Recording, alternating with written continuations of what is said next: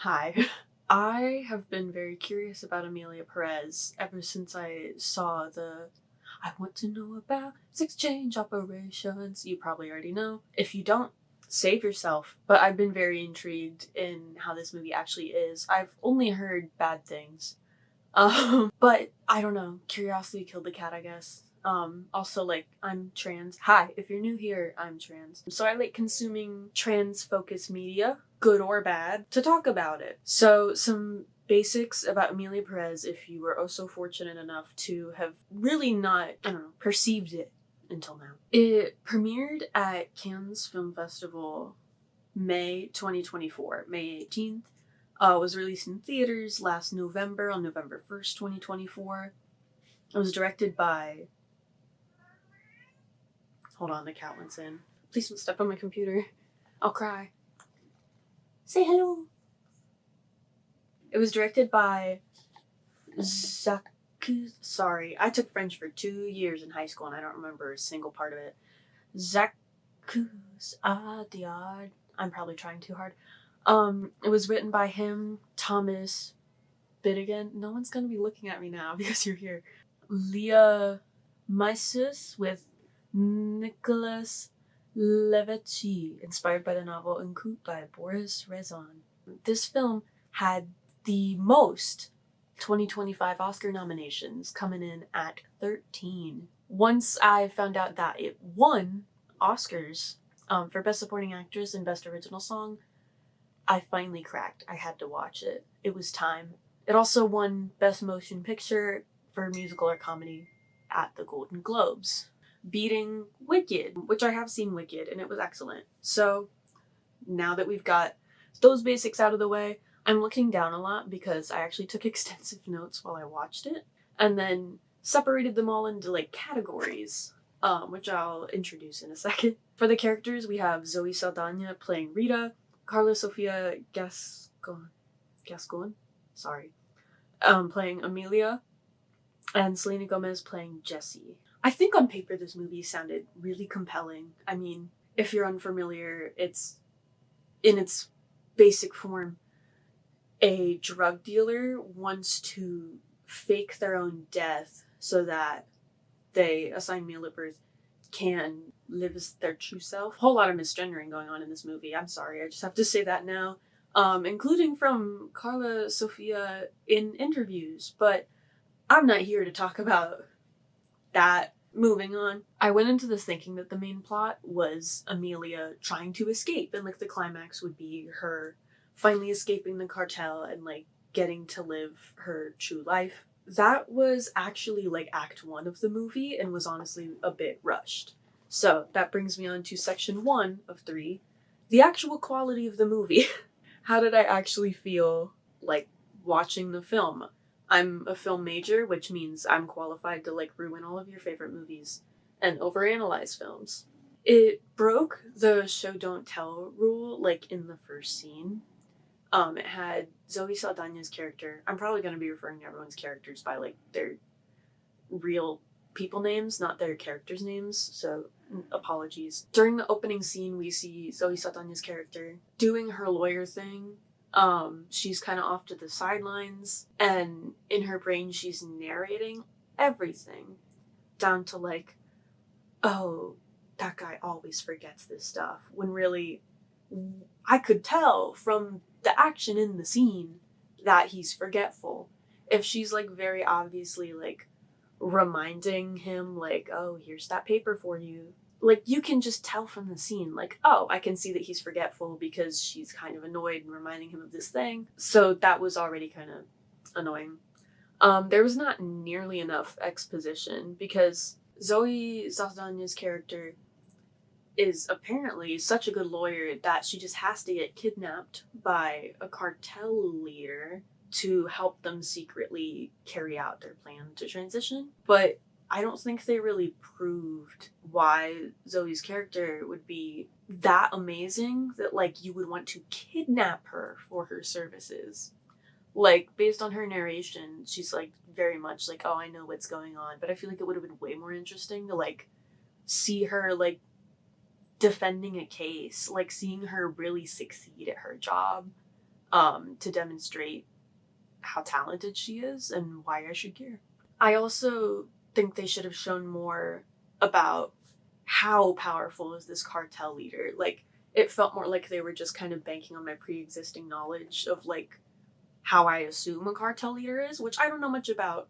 And I've heard some stuff about how like the cartel was not represented great in this, but I don't know shit about that, so I'm not here to talk about that. But they just kind of jumped right into Zoe's character getting kidnapped and then brought to the cartel leader, when really I feel like this is another part where it was missing a lot of exposition, because we could have seen like the cartel working under this top dog's power, like to show how powerful and like how deep into this business Emilia pre-transition was. I also think that the fake death should have been built up way more. It happened fairly quickly. Happened early on. Everything was just so like smooth and easy and fast. I thought that was going to be the main conflict going in. Instead it was just like, oh yeah, I'm just gonna like fake my death, go transition, and that's that. Which in this situation I wouldn't think would be the case. On the TV reporting the cartel leader's death, it said that they fell into enemy hands. Specifically, enemy hands. Wouldn't the enemy hands in question know if they killed a big cartel leader? Or,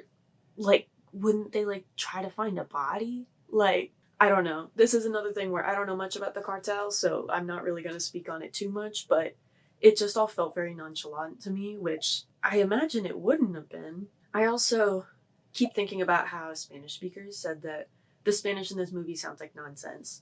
I do not speak Spanish, but I could tell that the acting wasn't great, because I'm sure any of you have watched something in a different language and you can just tell by like the tone of voice and like the conviction if what's being acted out is good. Like, especially if you're watching like something in a language you don't speak and there are subtitles on, you know what's being said, but like you can still tell if the acting is good or bad. There were so many characters that, the dialogue was so empty. I was so bored and disinterested. I think I made it 17 minutes in before I kind of lost interest in it completely, but I still finished the movie. I don't know why. Also, during Selena Gomez's solo, they cut to like iPhone style footage. Reasons I don't know why. It didn't look that good because it was like, it honestly looked a little worse than iPhone quality. Like, it wasn't clear, like they purposely tried to like kind of lower the quality. So it's like, oh, now she's on her phone, but like it's not like she was texting someone or sending someone pictures and videos or like anything that would make sense as to why she would whip her phone out during this scene and sing into it. Like, none of it made sense. Also, there was just one little moment in like this ensemble song. It was very clear that all of the vocals were studio recorded, which is fine, but it stands out in like kind of a bad way because the other songs feel a lot more raw and like all the like whispering and talking and stuff, which I don't particularly like, but it sounded like it was happening in the moment. And then you have this like very fine-tuned, very clearly studio recorded song where one of the characters in that song, their lips were not synced with the vocals. Like, we heard the track and their lips were completely off. So that's just bad editing. I also, after watching the entire movie, know almost nothing about Zoe Saldana's character. No personality traits or motivation. Just like the, I don't know, objective facts that she's a lawyer and she's helping out Emilia. She might be a little transphobic, but that's another section. It feels like she's just a body, like fulfilling a purpose, less than a character. Because it's like, we need a lawyer to help Emilia. We need, spoiler alert, I'm gonna be spoiling it because you shouldn't watch this. You should just watch every YouTube video about it and consider it watched. When the parents die at the end of the movie, Emilia, Perez, played by Carla Sofia, and Selena Gomez's character, what's her name, Jessie? When the parents die, Zoe Saldana's character takes in the kids and raises them, which, yeah, just nothing about what she says or does in this movie like reveals anything about her character, which I found really odd, especially since it was apparently an Academy Award-winning performance. I physically rolled my eyes at some of the dialogue, but Adriana Paz, the saving grace, she plays Epiphany. Very heavy-handed metaphors over here, But the second she was on screen in her scene, I was so captivated and wanted to know like what her character would do next. I wanted to know more about her. And I'm glad we got a little bit more of her. But I swear, her and like maybe the kids in the movie were the only good actors. Literally, Adriana Paz was the only actor in this entire thing where I was like, oh god, like I want a whole movie about her. I want to see her in every scene. I want to see what she does next. She was a wonderful actress who I think deserved an Oscar nomination. Or more recognition in general. There was also this phone call sequence, like more towards the end. God, I hated it. It was so like weirdly low budget looking, which there's nothing wrong with low budget, don't get me wrong, but even with the low budget, you can make things look damn good. And I don't believe this movie was low budget at all. It was like the screen is split into 3 sections. In the middle was like Zoe Saldana, just in a house in a normal setting. And then the other screens would fill with Carla Sofia and Selena Gomez. And for some reason, they were like behind like a green screen or a green screen looking background. Pretty low quality. And to just their speaking parts, Carla Sofia and Selena Gomez, it had an insane amount of echo, an insane amount of like reverb to it, and not like phone call effects or phone call reverb. Like it sounds like nothing natural. It was just weird and excessive, and I just hated that. I don't understand the like throwing in of like random low quality shots just for fun. I understand and respect throwing in like a really artsy shot that maybe isn't like super necessary for fun, but in this movie it just felt so like jarring and like out of place. The pacing was just strange, somehow rushing and going too slow at the same time. It definitely needed to be evened out a little more. I will say, this is another spoiler, but again, don't watch the movie. Listen to my spoilers. Receiving Emilia's fingers in a package was actually so chilling, and I actually did gasp, so they got me there. But then when Zoe Saldana's character was on the phone and talking to Emilia, she was the first to hang up the call, which is just a little detail, but I don't know, to me that's strange. If my friend had been kidnapped and I was like trying to come get them, I wouldn't just be like, okay, I'm on my way, and hang up. I would like try to stay on the phone with them as long as possible, but I don't know.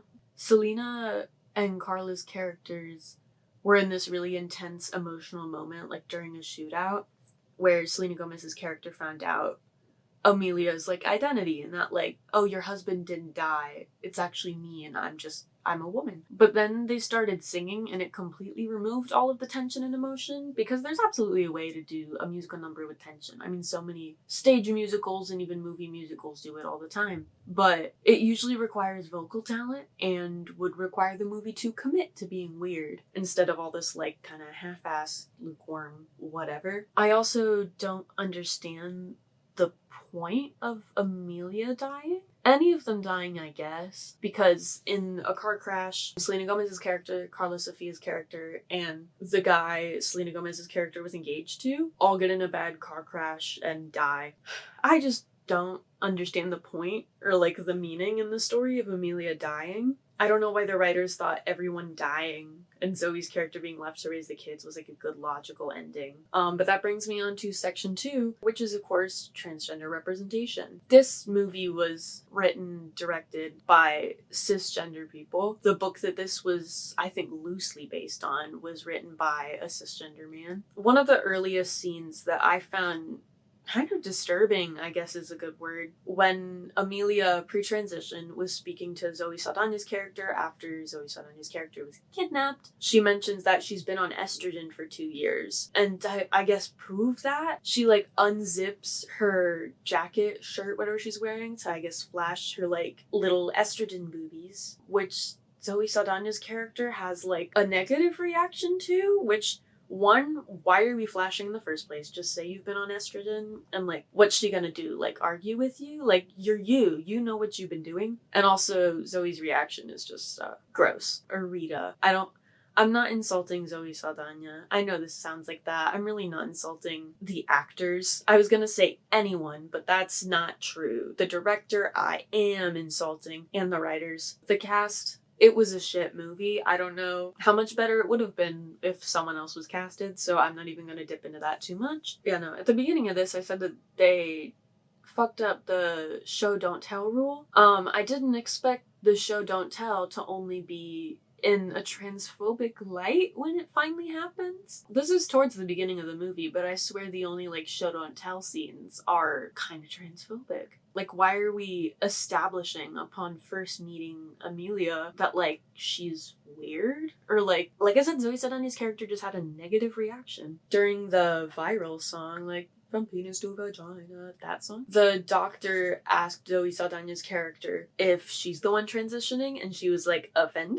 which is just a weird little detail of like probably like realistic transphobia, but that doesn't mean we need to put it in the movie. Don't bum me out. There was really no need for her to be offended, because again, we barely know anything about her character as like a person. I also don't fully understand, going back to the estrogen thing, why Emilia would have already been on it for 2 years. This is another one I won't dip too much into because I'm trans-masked. So I don't know a ton about like going on estrogen and the effects, but I feel like, I don't know, it would have been made more sense to go on estrogen during Emilia's 4-year gap as she like physically transitioned, or if she'd been going on estrogen, I feel like there would have been other more visible effects that would have been harder to hide. So I feel like the only reason why they really put that in there was so they could do like the chest reveal, which is just gross. The chest reveal is not gross. The fact that they wanted a chest reveal and wrote that into the movie is gross. Let me clarify. But yeah, no, there was lots of misgendering. Zoe Saldana's character would refer to pre-transition Emilia as he, despite knowing her situation, and like this is after Emilia has explained their plan, their situation, their everything. So Zoe Saldana's character knows that she identifies as a woman and is still like talking to the surgeons like, oh, he wants this man wants to do this. Like, it just feels like it's completely missing the point. I even would have allowed it if they like gave Zoe's character like motivation to not gender Emilia correctly, like emphasize her ignorance or something about her past that would lead to this behavior, and then like maybe she could have like a whole arc, which I know like bigot turning into not bigot is not the most exciting arc, but that's kind of where we're at with transness and getting people to accept it. Unfortunately, I don't know, that would have been better than just straight up misgendering and never addressing it. I feel that's just more evidence that there was a cisgender writer behind this. I've heard a lot of jokes that it's like, oh, he discovered what transgender people are for the first time and that's a thing and wrote this script, which honestly it feels pretty much like that. But like I said, Carla Sofia has also misgendered Emilia in interviews, which I almost wanted to give her the benefit of the doubt, because it's like, okay, well maybe in your brain, since you're playing pre-transition and post-transition Emilia, maybe referring to them as he and her is like helpful for you. I don't know. It's not my journey, but it could be yours. I have no idea. But then she also called LGBTQ people who don't like this movie stupid. So, my conclusion. Outfront magazine called this film a profound tragedy and an example of how not to transition. I'll link these articles that I'm referencing in the description. I'm honestly so fucking sick of movies about tragic transgender characters. Like, watching this movie and like taking all these notes and processing all of this, it honestly makes perfect sense why the Academy and All Awards season ate this shit up, because it's not that far off from The Danish Girl, which won several awards back in 2016. That was the movie starring Eddie Redmayne as a trans woman, which he won Best Actor for. And spoiler alert, again, just don't. You can watch it if you want, you can watch it if you don't. So this is the one spoiler I'll allow you to skip. I don't know. I haven't seen the movie, but I know that Eddie Redmayne's character, the trans woman, dies at the end because she was like transitioning too fast to be healthy for her own body, like getting bottom surgery. So yeah, it's really upsetting and honestly feels outdated that trans characters have to be tragic to be taken seriously in like this award setting. I mean, it's been almost 10 years since The Danish Girl, and now we're getting Emilia Perez, and they're both functionally doing pretty much the same thing. Realistically, this is probably like lasting viewpoints from homophobic laws. Putting a happy ending in a movie like this would have been promoting homosexuality like back in the day. Like if there were gay characters, that's fine, but if they ended happily, people would consider that promoting homosexuality. I imagine it's kind of a similar mentality, whether it's like conscious or subconscious, that is kind of keeping this a trend. This is also probably, even if they're well-intentioned, this is probably what straight people and cisgender people think an LGBTQ story is. Like they're attempting to show our real struggles in life. Like it makes me think about a movie I love Love, Simon. If you haven't seen that, you totally should. It's amazing. But it's pretty lighthearted. It just feels kind of like a rom-com. And I remember there were like some queer people that were like, that's not how coming out is. Like, it's way more intense and upsetting. And like, not every depiction of queer people, LGBTQ people, needs to be like this gritty, intense drama. We deserve to have happy movies, happy endings. Yeah, we deserve a variety of movies. Even like a movie like Bros, which I also still haven't seen, but I heard is terrible. We deserve trashy queer movies. We deserve trashy trans movies. Like, that's allowed. Not everything has to be like this gritty Oscar-winning drama, and not every trans story ends in tragedy. In real life, not every trans story ends in tragedy. And depicting that all the time is not only upsetting to like trans people like myself, but I don't know, just very disheartening and disgusting, frankly. Like, I know that there are movies that end tragically, but like, for every Romeo and Juliet story out there, there are like a million stories where the happy couple ends up together, and we deserve more of those. There was another interview that worded a lot of how I feel about this movie and all of this that I will also link in the description. But yeah, queer and trans people have faced so much opposition and continue to face that, especially trans people recently, but the entire LGBTQ community. And I guess these writers are just romanticizing that oppression in a really disturbing way. But as the title says, I am a trans filmmaker. I'm not particularly here to promote my stuff, but I also guess this video is one of my stuff. So yeah, no, I mean, subscribe. I'm probably going to talk about and like review, analyze more trans movies, quote unquote.